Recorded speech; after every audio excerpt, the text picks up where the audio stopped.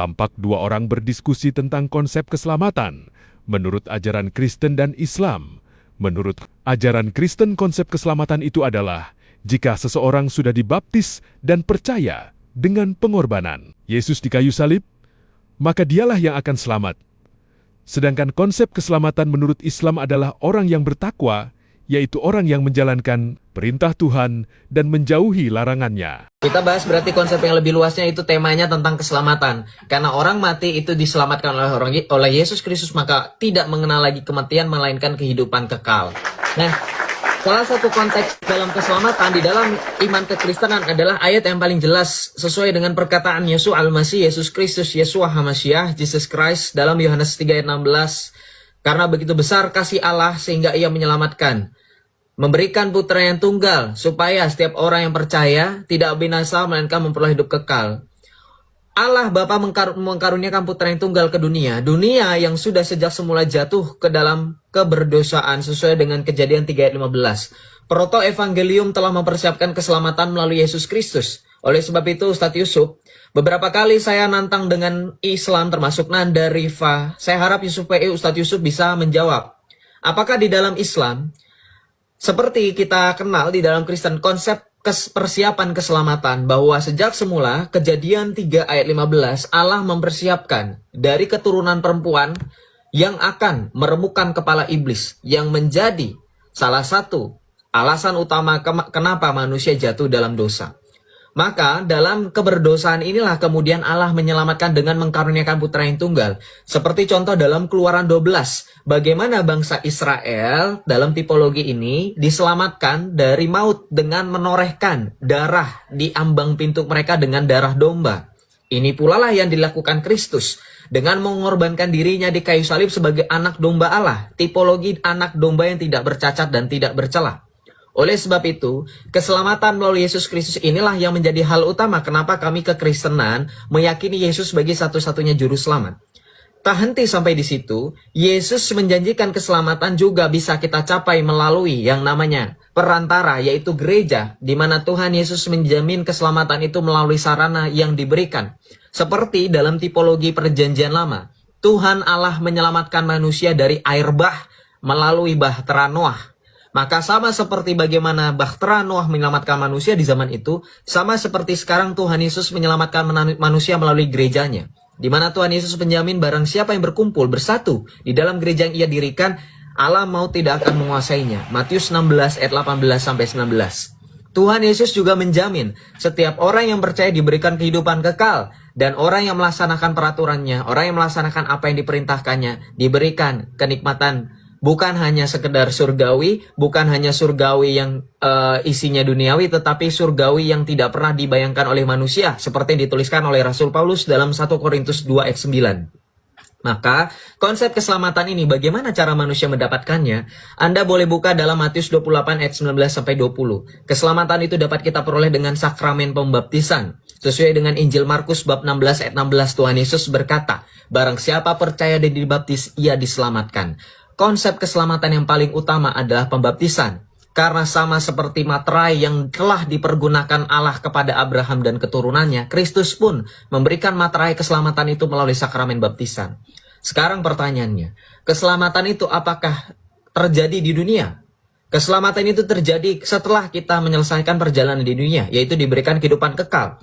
Di mana di dalam kitab Wahyu tertulis orang yang selamat, orang yang diberikan kehidupan kekal bersatu dalam Allah dalam keadaan yang sempurna di sorga. Dan keselamatan itu bagi orang yang percaya. Meskipun begitu, Allah menghendaki supaya semua orang diselamatkan. 1 Timotius 2 ayat 3-4. Allah kami tidak tebang pilih, tidak menyelamatkan hanya 1-2 orang. Allah kami mau menyelamatkan semua orang.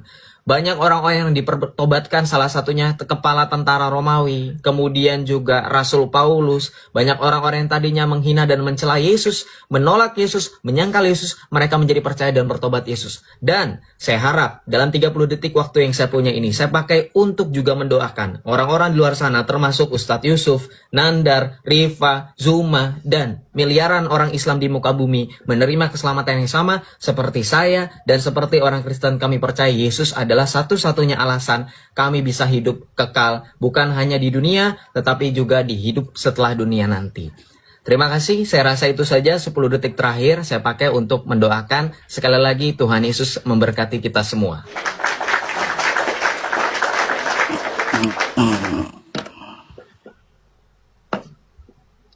Los. Wah.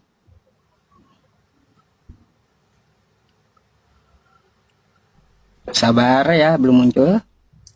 Ini baru itu ya, baru pembuka ya, teman-teman. Berarti berapa Pembuka ronde? ya. Kalau tepat waktu Jalan aja ronde. terus. Iya. Oke. Assalamualaikum warahmatullahi wabarakatuh, teman-teman sekalian dimanapun Anda berada. Ya, baik di channel YouTube saya Pusat Debat Agama ataupun di YouTube lainnya, dan ya teman-teman yang menonton di TikTok. Pada kesempatan malam hari ini kita udah ada janji dengan Joseph, yaitu membahas tentang konsep keselamatan, yang mana saya belum pernah gitu mendengar argumentasi Joseph ya tentang masalah keselamatan di dalam kekatolikannya. Ya, tadi saya ada mencatat beberapa yang disampaikan oleh Joseph yang menjadi bahan pertanyaan saya.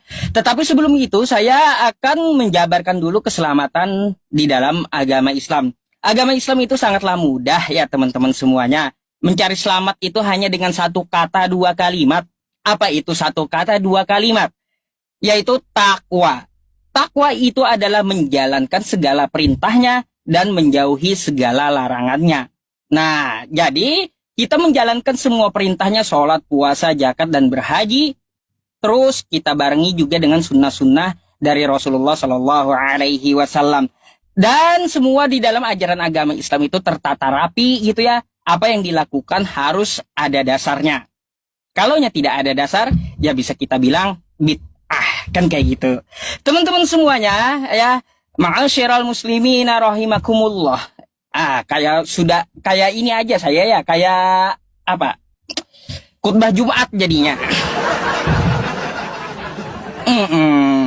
Ya teman-teman semuanya, ya malam hari ini saya membacakan tentang keselamatan di dalam ayat Al-Quran kita. Dalam Quran surah Maryam ayat 72 yang berbunyi, faqala Allah Ta'ala, a'udzu billahi minasyaitonir rajim. Tsumma nunajjil ladzina taqaw wa nadzaru dzalimina fiha jithiyya. Dan Allah menyelamatkan orang bertakwa dan membiarkan orang zalim di dalam neraka dalam keadaan berlutut. Orang yang bertakwa di situ siapa yang diselamatkan oleh Allah? Maka kita membaca ke dalam Quran surah Ali Imran ayat 102. Apa bunyinya? Ya ayyuhalladzina amanu taqullaha haqqa tuqatih wa la tamutunna illa wa antum muslimun. Hai orang-orang beriman. Ya. Hai orang-orang beriman. Mana Sep? Hai orang-orang beriman. Kata Allah, bertakwalah kepada Allah dengan sebenar-benarnya takwa, dan janganlah kamu mati kecuali beragama Islam. Ya teman-teman, itu pesan Allah Subhanahu wa Ta'ala. Jadi yang dimaksud di dalam Maryam 72, Allah menyelamatkan orang bertakwa, artinya Allah menyelamatkan umat Islam dari api neraka. Lalu membiarkan orang zalim berlutut di dalam neraka dengan keadaan yang tersungkur. Orang zalim yang dimaksud seperti apa? Maka kita merujuk ke dalam Quran surah Al-Baqarah ayat 254.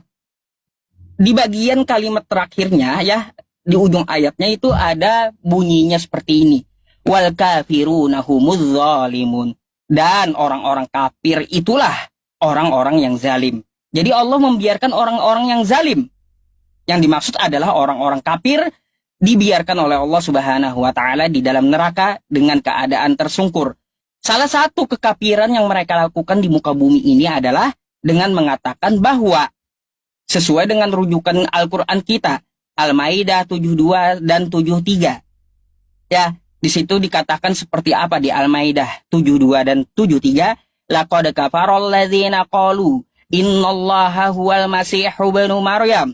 Sungguh telah kafirlah orang yang mengatakan bahwa Nabi Isa alaihi salam, Isa al-Masih adalah Allah itu sendiri. Terus laqad kafarol ladzina qalu innallaha tsalitsu tsalatsa. Sungguh telah kafirlah orang yang mengatakan bahwa Allah 3 dalam 1. Jadi contoh kekafiran mereka ya, yang mereka kerjakan di muka bumi, mereka mengatakan Allah itu 3 dalam 1. Nah, yang mengatakan seperti itu akan dibiarkan oleh Allah di dalam neraka, sesuai dengan Quran Surah Maryam ayat 72 tadi. Ya, jadi teman-teman semuanya jangan sampai salah jalan. Kita cuma hidup sekali gitu ya. Hidup cuma sekali, jangan disia-siakan. Yang ada nanti hanya penyesalan yang kekal. Jadi seperti itu. Oke, kita lihat dulu pertanyaan Joseph seperti apa.